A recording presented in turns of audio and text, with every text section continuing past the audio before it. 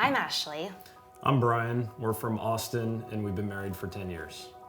We have a 4.5-year-old. He'll be 5 in July, and his name is Carter. And he is full of energy. He's so much fun. It was our first pregnancy. Delivery was perfect. We had gone home, and that's when things started getting worse. I just did not feel good. I tried explaining it to people. I tried explaining it to my mom, and my mom said, you know what, you just had a newborn. You're probably okay. You probably just need some rest. Looking back on it, my stomach was huge. It wasn't going down. And so my symptoms, I just felt extremely anxious. I felt sad. I didn't want to be around Carter. And I thought maybe it's postpartum depression. And then it was about a week after he was born that we went to the emergency room. The doctor had only came in to see me maybe twice. He never did an ultrasound. He just did blood work on me, and he said, you know what, I think you're okay. And so we left and went back home, and then it was about 24 hours later that things started getting really bad. I was frustrated because I felt like no one was listening to me. And so that was the hard part. That it just seemed like, brushing it off.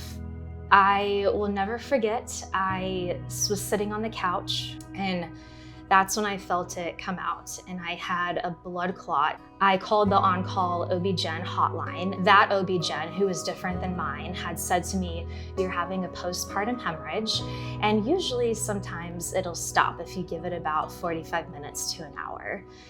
And it didn't, and I passed out, and then I woke up laying in a pool of blood with about 5-8 ambulance, EMS people, and firemen around me.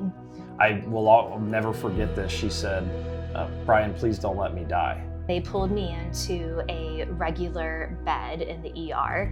So then from there, we went to the ICU, and I had incredible nurses there, and they kept pumping me over and over with bags of blood. I was trying to stay strong for our son. And I remember seeing Bryan sitting over there, and I just saw this look on his face, and I thought, I can't let him be a single dad. Like, I have to fight for my life. It was a roller coaster of a night when they would transfuse so much blood into her, and then you would see her blood pressure rise, some things would stabilize. I said, okay, well, maybe she's not going to continue bleeding. And then she would start deteriorating again. The hematologist came up, he said this next to your bed, and we have one other medicine we can try, or the only other option is an emergency hysterectomy. And before he could finish his sentence, she said, just get this thing out of me.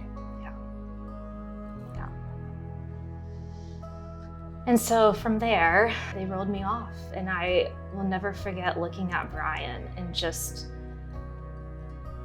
saying to him, I love you, and take care of our boy if I don't make it.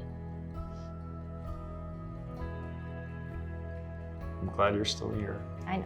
She's my hero, and she's Carter's hero.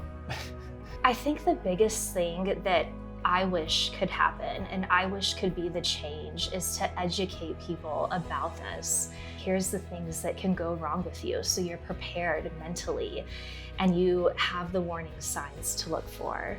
Trust your body and advocate for yourself tremendously. You know your body best. Ask, tell them, do everything you can to double check it, to triple check it. Hear her, Texas.